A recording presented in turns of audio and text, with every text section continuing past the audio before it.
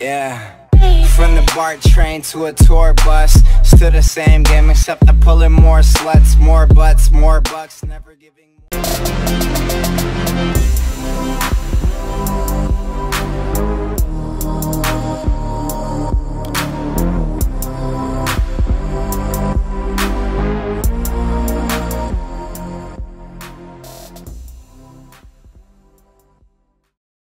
Hey, what is up, guys? Tyler here with Secure Team. An unimaginable disaster, they're calling it, as Japan declares a crisis due to the unprecedented events that are now taking place at the Fukushima nuclear reactor.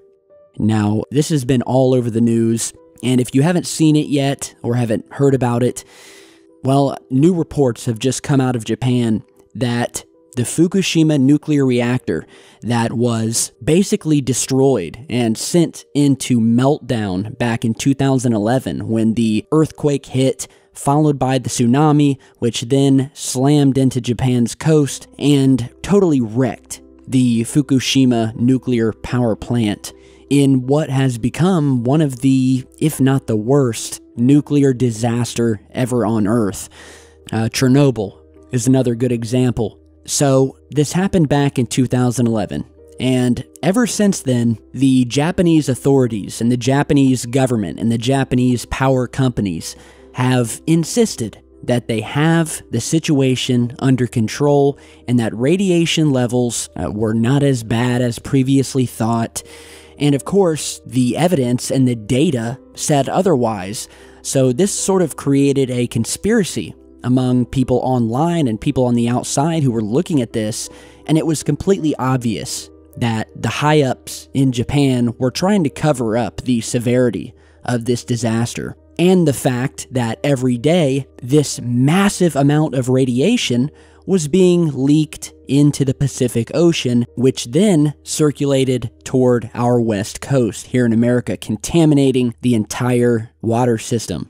But of course, when people started questioning the validity of what Japan was telling the world publicly, they were deemed crazy, nuts, conspiracy theorists, and really you were just diminished by the mainstream media if you spoke up at all or questioned the official story that Japan was putting out.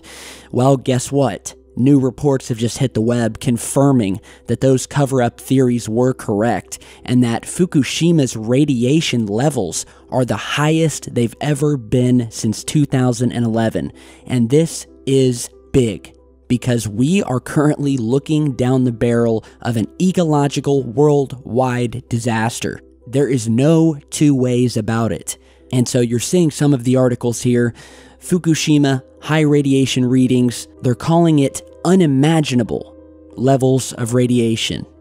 So a man named Adam Housley, who reported from the area in 2011 following the catastrophic triple meltdown, said this morning that new fuel leaks had been discovered. Basically, they sent a robot into the crippled nuclear power plant in order to look around and see if there were any new holes, check radiation levels, and the robot was dead within an hour.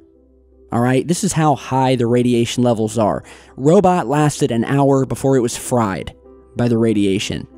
So it was discovered that the radiation levels were as high as 530 sieverts per hour, which are now the highest they've ever been.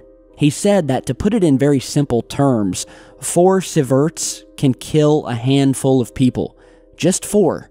And yet the radiation levels are up to 530 sieverts per hour.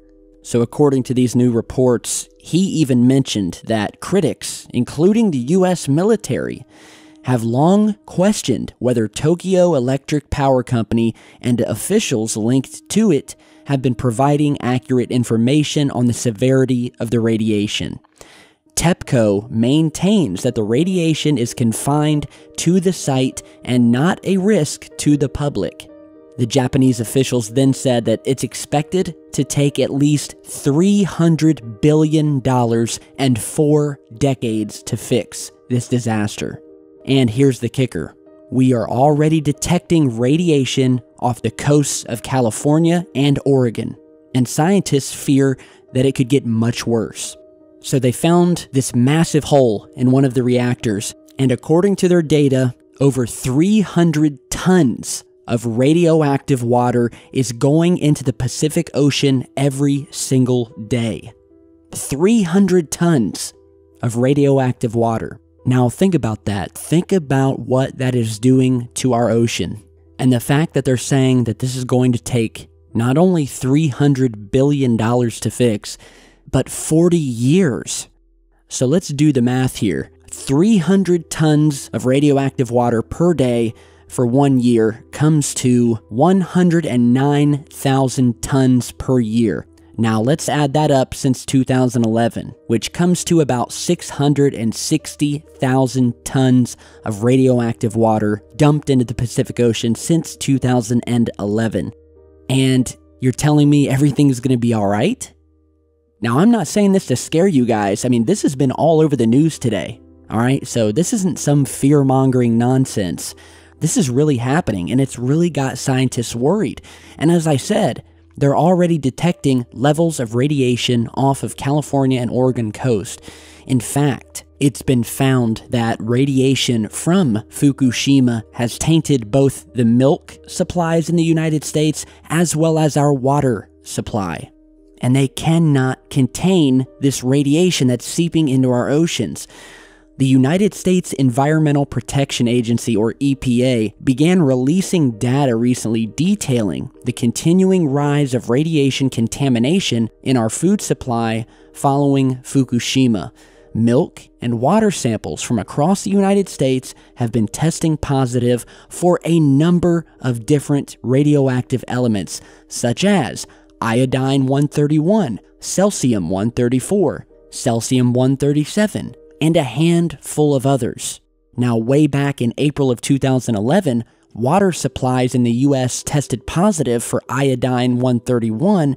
3 milk samples also tested positive for the same element at amounts above the EPA's maximum levels for safety. According to a NewsTarget.com article, it was also important to note that the EPA is only testing for iodine-131 in water supply, even though there are countless other radioactive products continually being omitted by Fukushima, such as plutonium, cesium, and uranium.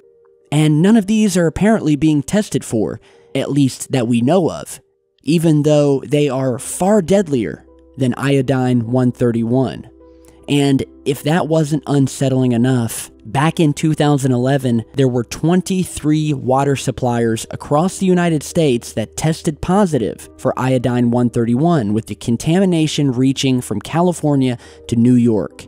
Now, for those of you who don't know, iodine-131 is a radioisotope that is highly radioactive and is one of the single most feared fission products that has ever been released into the environment.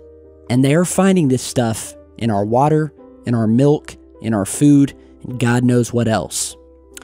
And so I was watching this on the news today, flipping through channels, and I think it was maybe Fox News or CNN, one of the two. I think it was Fox News, but they were doing a report about this, and they had actually gone over to Japan, and they refused to drive their boat. I think it was no closer than a couple of miles away from this nuclear plant because they were so frightened of the radiation levels.